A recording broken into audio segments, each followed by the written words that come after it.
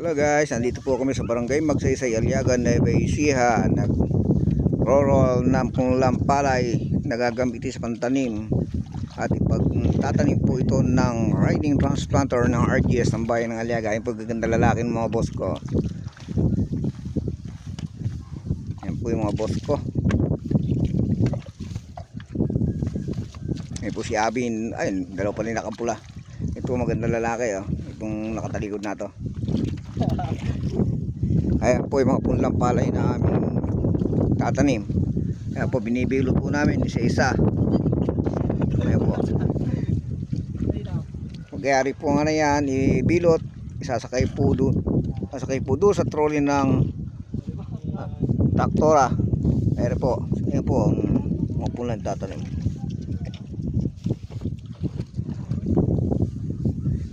Napakasisipag po nito mga bata nato pagka alam mga sumpong. Pero pag may mga sumpong wala. Lalo po yung kulay ba ito, yung may dilaw na yun, may dilaw ang ating gabi na lumayas pa.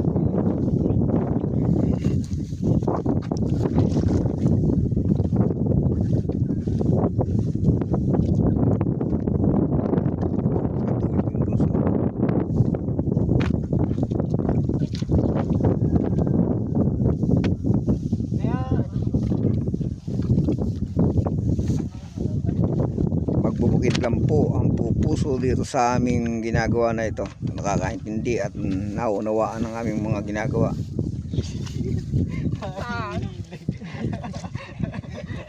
Tiga saan to yung isa? Tiga? San Juan, hindi ba Ricarte? Tiga Ricarte, San Juan, Aliaga, Nueva Ecija. Import po namin to. Tapos na sa inyo no? Tapos na. Pakiusap ko lang pati sa iyo pagka magtatagal kayo kung mamahawa doon sa isa na yun ng uling palaka nawala ito yung palaka. Ayun, pakita yung palaka.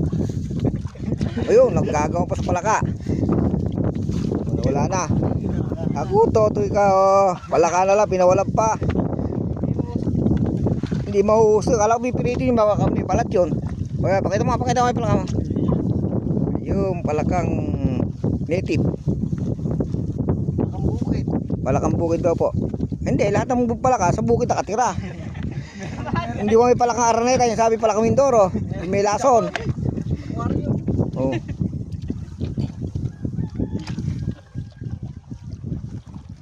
Dito sa eskwela marami. Ay, malaki yun. Nananagapa yun. Yung palaka na yun, nananagapa.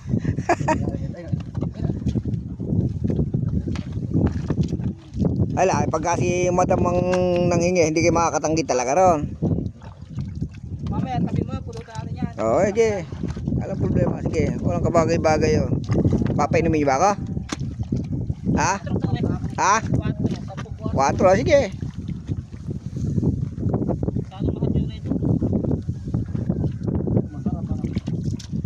Sarap yung nakakalasing.